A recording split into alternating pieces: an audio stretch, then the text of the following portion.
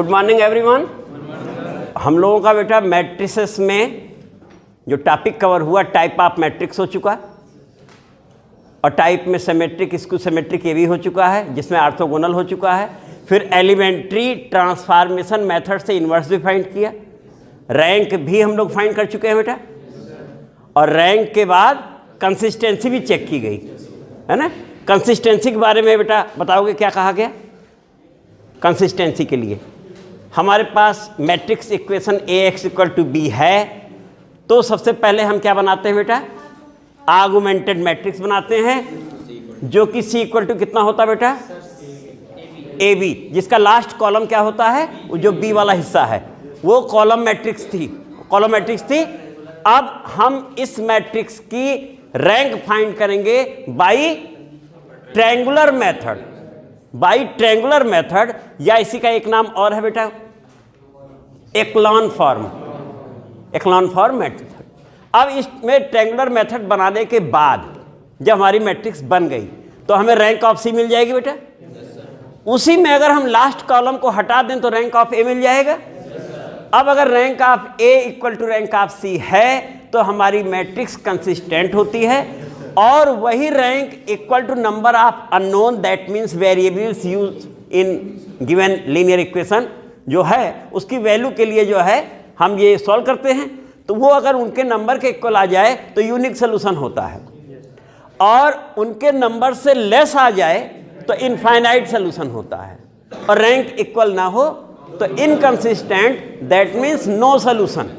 इतना काम कर चुके थे। अब आगे हम लोग बढ़ने जा रहे हैं बेटा, उसी मैट्रिक्स इक्वेशन से ही आगे बढ़ेंगे और कुछ नए टॉपिक्स आएंगे जिसमें आइजन वैल्यू और आइजन वेक्टर पर अध्ययन किया जाएगा, लेकिन उसमें भी कुछ डेफिनेशंस यूज होती हैं, उन्हें ले लिया जाए बेटा। तो हमारा मैट्रिक्स इक्वेशन बेटा था Ax = b बोलो चाहे y बोलो, यही था बेटा। एलिमेंट्री ट्रांसफॉर्मेशन के बाद हमने इसे λx बना दिया, तो ये λx बन गया, यानी a हमारा चेंज हो गया। इसे हम λix भी कह सकते हैं। क्यों? क्योंकि किसी मैट्रिक्स में आइडेंटिटी मैट्रिक्स से प्रोडक्ट कर दें कोई इफेक्ट नहीं पड़ता है। इसका मतलब ये और ये दोनों सेम हैं।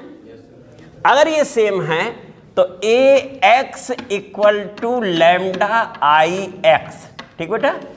अब इसे हम ट्रांसफर करके इधर ला रहे हैं बेटा। A -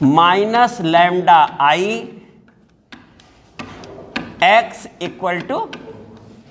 क्यों बेटा? सही है, इधर लाएंगे तो =0।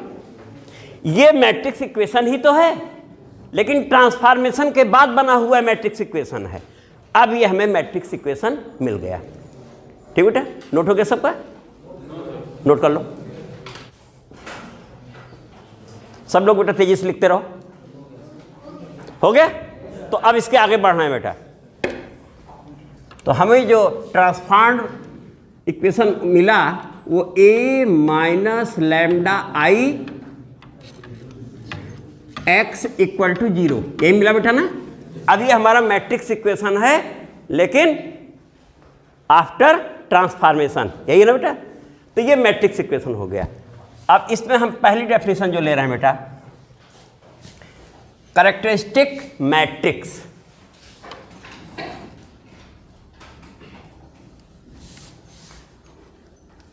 CHARACTERISTIC, characteristic matrix.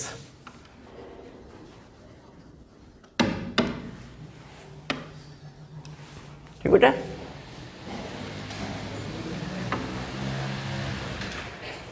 Matrix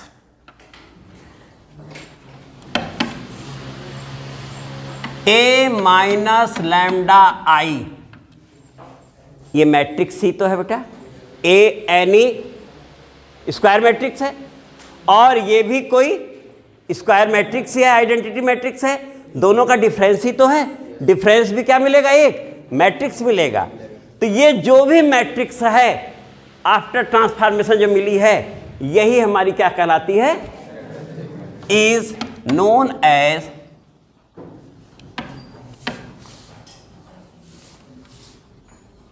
characteristic matrix. याद हो गया बेटा? कितना सिंपल है, यहां तक हो गया। अब नेक्स्ट आया characteristic polynomial.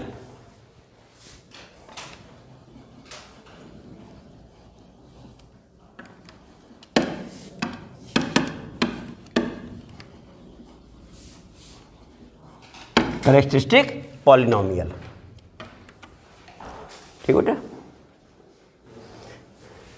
Determinant A minus lambda I,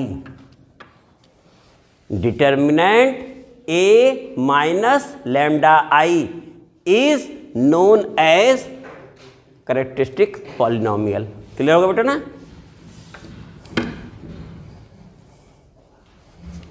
known as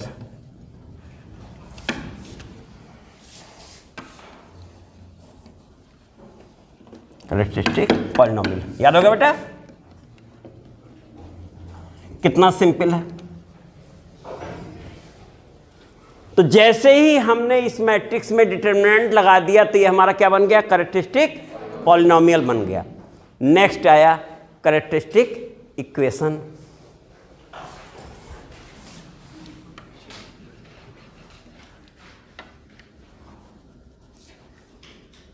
ये आया बेटा ना टेक्स्ट।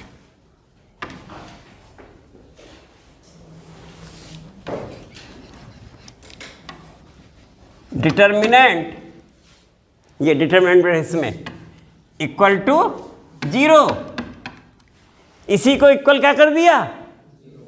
तो पॉलिनोमियल को इक्वेट करते ही क्या बन जाता है? मालूम है बेटा ना? तो ये हो गया is known as characteristic equation. ये भी हो गया बेटा। तो यहां तक हम लोग पहुंच गए। नाम क्लियर हो गया? अब नेक्स्ट नाम लेने जा रहे हैं, उसका नाम है कैरेक्टरिस्टिक वैल्यू। देखो यहां नाम बदल रहे हैं हम।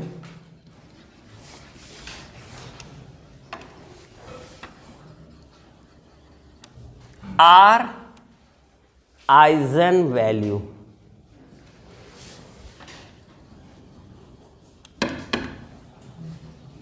एक नाम और बेटा वो भी लिख लिया जाए। जितने नाम हमने कहा सब रहने चाहिए ना। लेटेंट वैल्यू, अगला नाम क्या है बेटा? Latent value. आर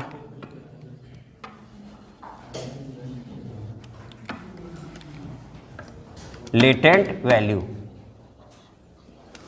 तो characteristic value, or eigen value, EIGEN, or latent value.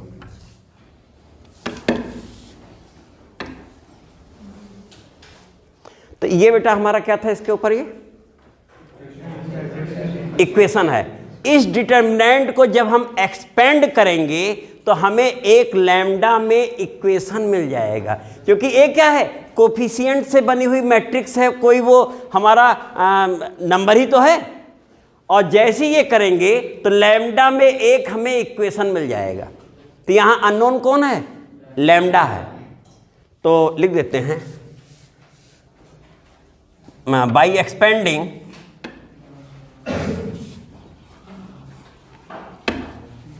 characteristic equation,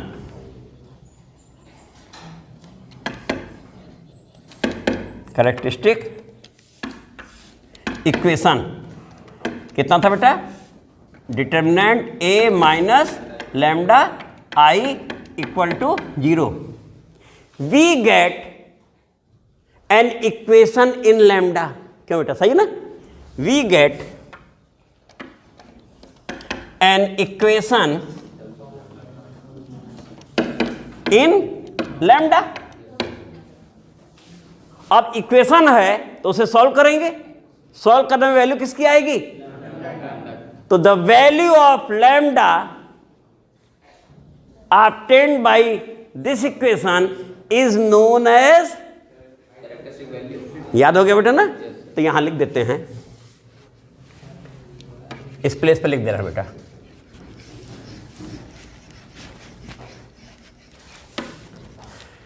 The value of lambda from above equation, है ना, जो भी इक्वेशन है from above equation is known as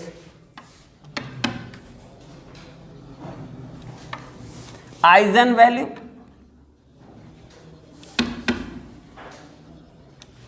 famous नाम लिख दिया।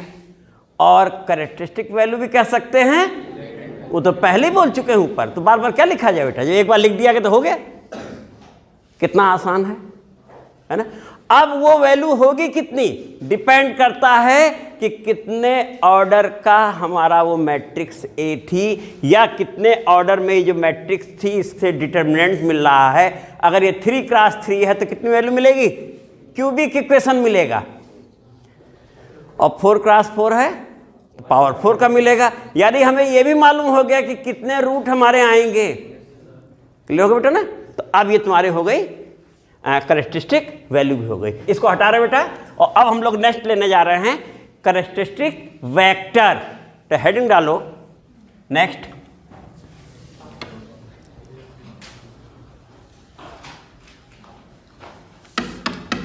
Vector, vector means matrix. और अगर हम रूट बोल दिए तो ये रूट ही तो है। वैल्यू रूट तो एक ही चीज होती है बेटा, मालूम है ना, जो वैल्यू है वही रूट है। तो यहां पर characteristic vector or eigen vector, or latent vector.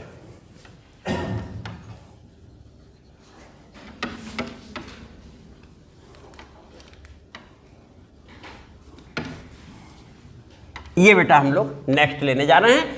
ये लगाते समय जब हमारा ये पोर्शन काफ़ी कवर हो जाएगा और केली हैमिल्टन थ्योरम भी हो जाएगी, उसके बाद इसका नंबर आता है, ठीक है। लेकिन डेफिनेशन तो एक बार ले ही लीजिए।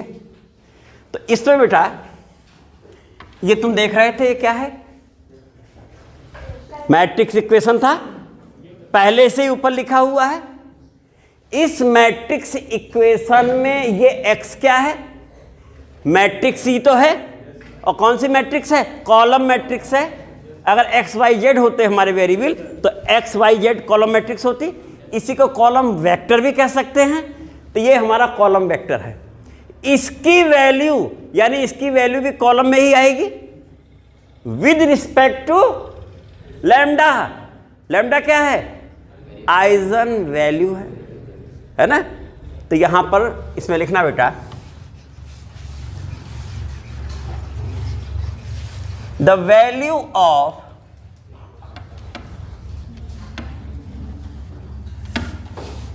matrix X, the value of matrix X with respect to eigen value lambda। The value of matrix x, ये कौन सी मैट्रिक्स है, कॉलम मैट्रिक्स या कॉलम वेक्टर है, with respect to eigen value from, वो भी कहां से बेटा, from matrix equation, from matrix equation A minus lambda I x equal to 0। इसका मतलब हमारी अलग अलग वैल्यू आई होगी। अलग अलग वैल्यू यहां रखेंगे, हमारा आंसर आता जाएगा ना। एक्स का अलग अलग आंसर इसके रिस्पेक्ट में हमें मिलने लगेगा। और वही आंसर हमारा क्या है, अगर 3 है तो कैरेक्टरिस्टिक ये तुम्हारे जो वेक्टर वो भी 3 आएंगे। अगर 3 आइजन वैल्यू हैं तो 3 कैरेक्टरिस्टिक वेक्टर भी आएंगे। तो फ्रॉम इक्वेशन दिस हो गया बेटा, the value of x with respect to eigen value lambda from is known as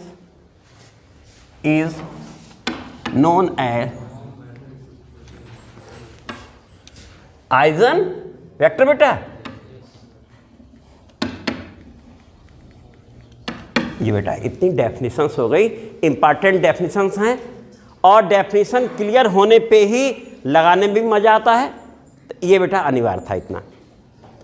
और अब हम लोग सीधे आ रहे हैं आइजन वैल्यू निकालने के लिए बेटा। हाँ बेटा, मैट्रिक्स हमारी कितनी गिवन है बोलना? A इक्वल टू 6, हाँ 2, -2, 3, -1, 2, -1, 3। चेक कर लो बेटा, क्वेश्चन हमारा यही है। अब हमें इस मैट्रिक्स के लिए आइजन वैल्यूज निकालनी। तो आइजन वैल्यू किसकी होती है? मैट्रिक्स की होती है। और निकलती किसके माध्यम से है? जब हम कैरेक्टरिस्टिक इक्वेशन लेके चलते हैं। वैल्यू तो इस मैट्रिक्स के लिए होगी, eigen value for this matrix, लेकिन फाइंड उसके कैसे करेंगे? इससे हम कैरेक्टरिस्टिक इक्वेशन बनाएंगे तब।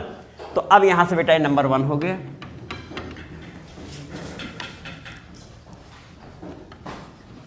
कैरेक्टरिस्टिक इक्वेशन फॉर ए, इस मैट्रिक्स के लिए, वो भी किसके लिए बेटा? इस मैट्रिक्स के लिए ए। ये कितना हो जाएगा? डिटर्मिनेंट ए माइनस लैम्डा आई। ठीक है, अब ए ये आ जाएगा, लैम्डा बाहर हो जाएगा, आई 1 0 0 0 1 0 0 0 1 होगा, यानी लैम्डा कहाँ आ जाएगा? डायगोनल में आ जाएगा ना। लैम्डा से प्रोडक्ट होने वाला लैम्डा कहाँ आ रहा है? इसका मतलब लैम्डा घटेगा तो कहाँ घटेगा? डायगोनल में घटेगा। क्लियर है ना? तो this is equal to determinant 6 minus lambda और -2 2, -2 3 माइनस लैम्डा और ये 2 -1, ये हमारा बेटा बन गया equal to this equal to this equal to 0। ये तो इक्वेशन होगा ना। एक बार यहां बोल दें, हाँ ठीक है बेटा, है ना, बराबर 0 तो बोल ही दिए हैं। तो इस इक्वेशन में इक्वल टू 0 ले लिए, बन गया। अब यहां से देखो, ये बना 6 माइनस लैम्डा। ठीक बेटा, अब देखो यहां से ये बना 3 माइनस लैम्डा स्क्वायर और -1, क्योंकि माइनस माइनस प्लस है, एक माइनस।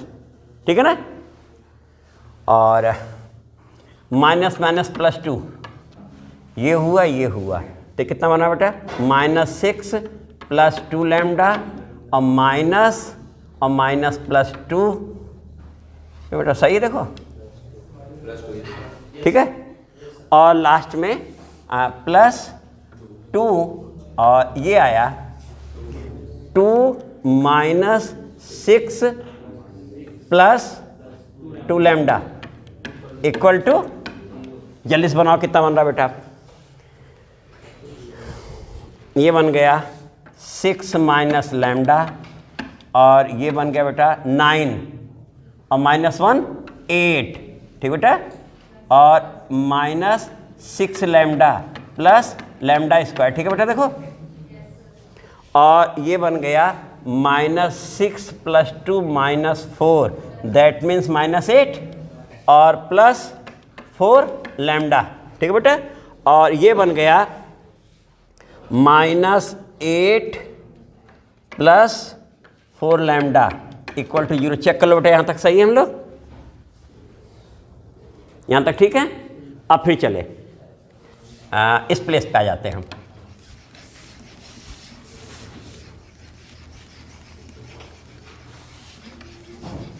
अब यहाँ से हम लोग आए बेटा, तो ये बना देखो 6, तो कितना बना?